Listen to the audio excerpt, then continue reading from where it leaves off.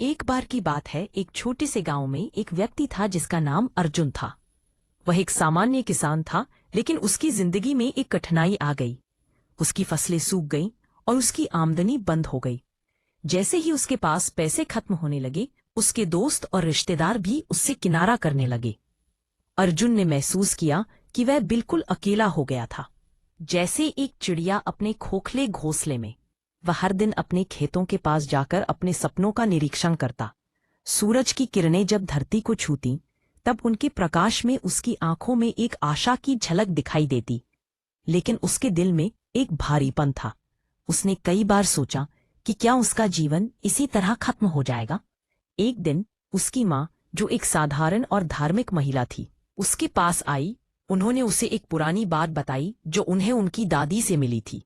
अगर सबने तुम्हारा साथ छोड़ दिया है, तो तुम्हें एक उपाय करना चाहिए। उन्होंने उसे एक मिट्टी के दीपक, हल्दी और कच्चे दूध का यह सरल उपाय बताया। अर्जुन ने अपनी माँ की बातों को ध्यान से सुना। उसने एक दीपक लिया, उसमें हल्दी और कच्चा दूध डाला और अपनी तर्जनी अंगुली से सब कुछ मिलाते हुए 3 बार ओम नमः भगवते वासुदेवाय का जाप किया। उसने माथे पर तिलक लगा लिया।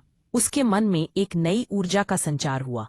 यह उपाय उसने गुरुवार से शुरू किया और 3 दिनों तक लगातार किया। धीरे धीरे उसके जीवन में बदलाव आने लगा। उसकी मेहनत और विश्वास ने उसे फिर से खड़ा कर दिया। गांव के लोग वापस उसके पास आने लगे। उसकी फसलें भी उगने लगी।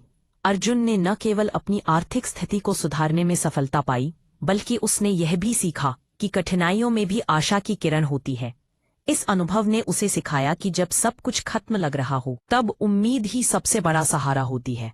अर्जुन अब जानता था कि कठिनाइयों से लड़ना ही असली ताकत है।